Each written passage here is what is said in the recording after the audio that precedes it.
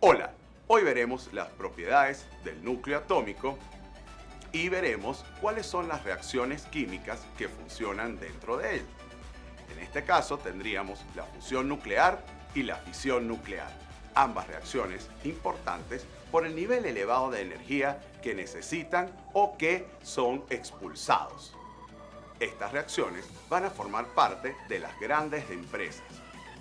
Luego veremos cómo se forman los isótopos y los isóbaros.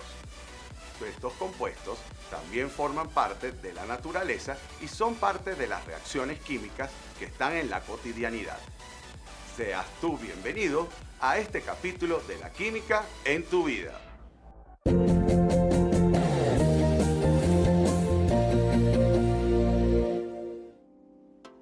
El núcleo atómico. Este está conformado por neutrones, que son los que le van a dar la masa y la consistencia al núcleo, los protones, que son los que le dan la carga positiva, y los electrones, que están orbitando alrededor de él. El 99,9% de la masa del átomo lo conforma el núcleo atómico. Su diámetro alcanza solamente 10 milésima parte del diámetro del átomo. Entonces, el núcleo atómico podemos decir que está constituido por la masa atómica, que no es más que la suma de los protones y los neutrones. Luego tenemos otra propiedad en los núcleos atómicos, que es el defecto masa. El defecto masa viene siendo la diferencia de masa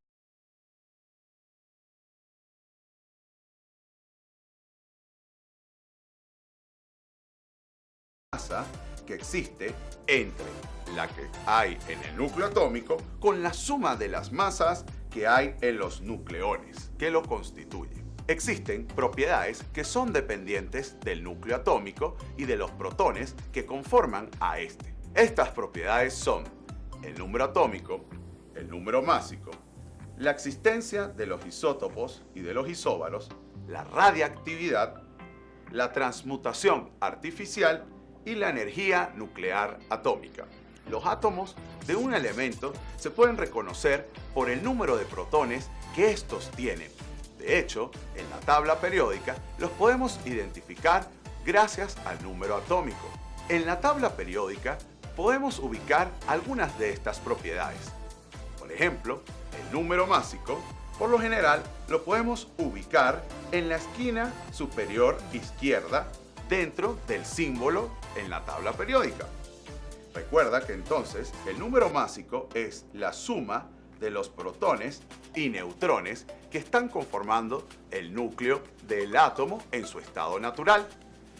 Luego, el número atómico nos va a dar el número de protones que están contenidos en el núcleo atómico. Gracias a que los protones se pueden cambiar de un lugar a otro, ya sea por reacciones físicas o reacciones químicas, estos van a conformar lo que conocemos como isótopos e isóbaros. ¿Qué es un isótopo? Un isótopo viene siendo aquellos átomos que tienen el mismo número atómico, pero diferentes masas.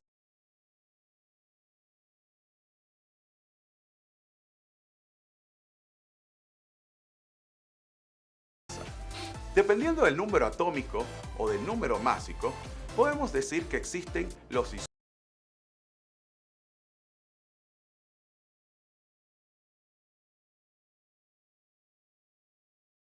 isótopos o los isóbaros, dependiendo de qué número está reportándose o cómo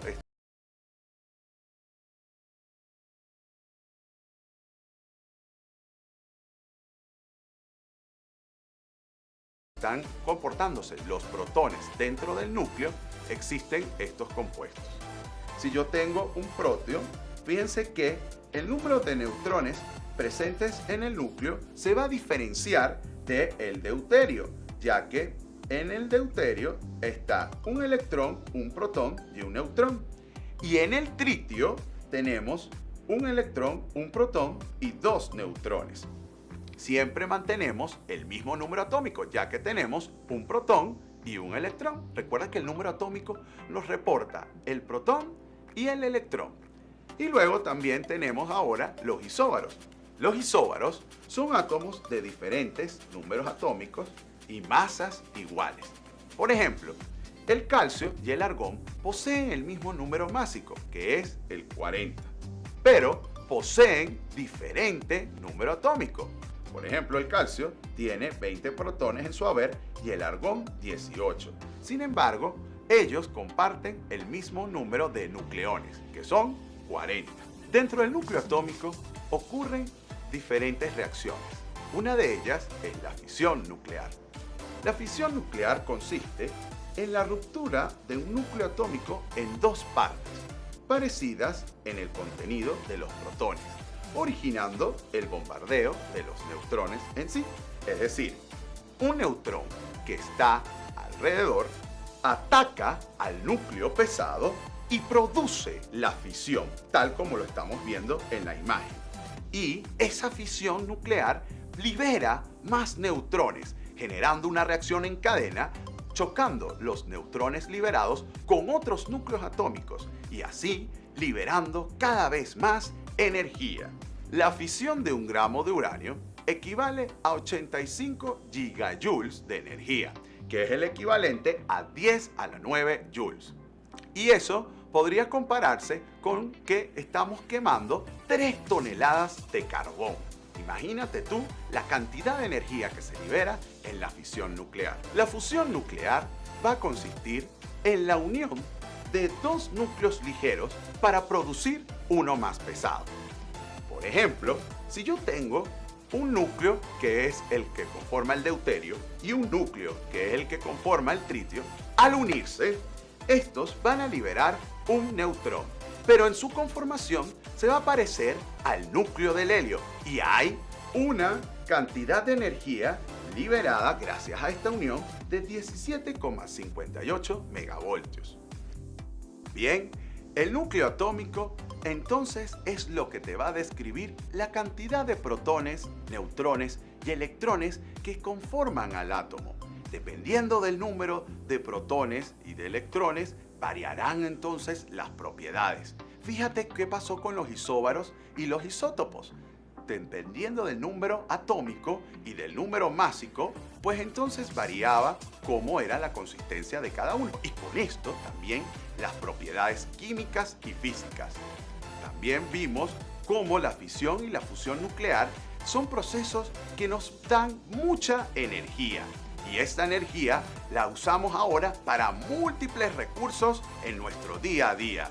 Te invito a que veas todos los procesos nucleares en las industrias que hay en el Internet para que veas cómo podemos utilizar la fusión y la fisión nuclear.